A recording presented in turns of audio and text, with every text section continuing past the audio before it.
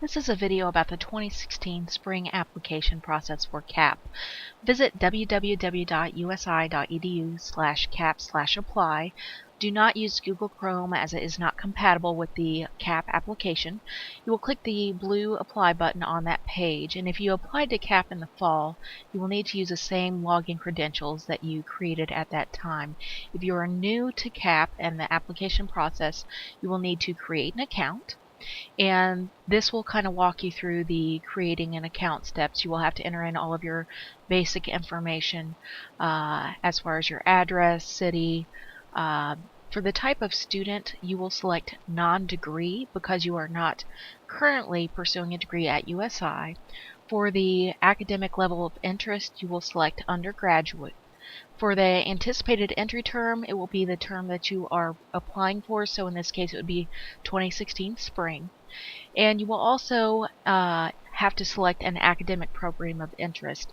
This will be college achievement program, not what you intend to major in, but currently it would be CAP.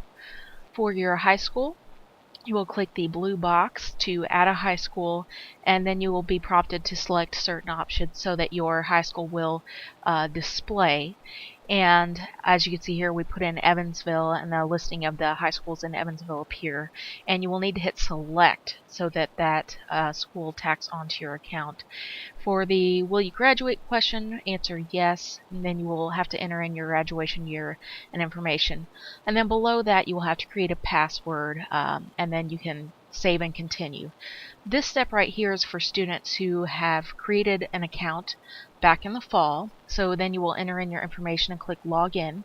If you forgot your password, you can click the forgot password link. If you get a message saying that your account has been locked, you will need to contact USI's admissions office to get that unlocked. So once you're logged in, you will click create a new application. If you are brand new, you will select start an application. And here you will select start a new CAP application, and at that point you will select CAP from the academic program option. It will default to the CAP application, and if you are free on reduced lunch, you will enter in that information at that screen as well. A lot of this information for the application, if you submitted an application in the fall, will already be populated here. And once you've created an account, it should pull in. So a lot of this information should already be displayed in. Again, you will need your social security number. Make sure it is correct. We have just a series of ones here for demonstration purposes. And then your home address should also be populated in this field as well. But if any information is missing, be sure to plug that information in. And you'll notice that the fields with the red asterisks are required. The next screen will default to ethnicity and race questions. You can answer those and save and continue. Then you'll be prompted for your financially responsible parent or guardian's information. Plug that information in, save and continue. And your high school information should already be pulled in. If it's not, you can enter that information in below. If you attend a secondary high school or a career technical center, you can enter in that information also. The final screen of the application asks some information about whether or not you've been convicted of a felony. Do be sure to answer that correctly. Also be sure to type in the date and your name for the signature. Upon completing the application, you will receive an email that looks like this that has a link for course selection, as well as a student permission form that's required, and a link for a drop calendar that you should be aware of.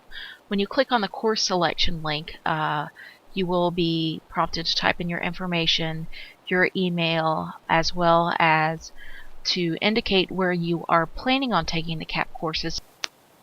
So you will select your school from the drop-down box, and then if you are planning on signing up for more than one CAP course, you will select the blue link over to the right that says add another CAP course, and this is where you would enter in the same high school or a secondary high school if you attend, say, the Central MPA.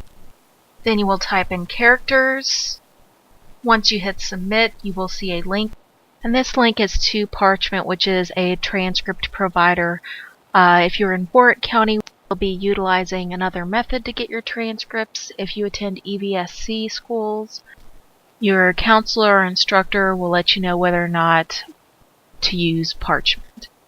Then once you submit the form, you will get an email that has a link to the student permission form that you will need to print, fill out, have your parents sign. And then you will turn this form in to your instructor and guidance counselor. They will get it to the CAP office.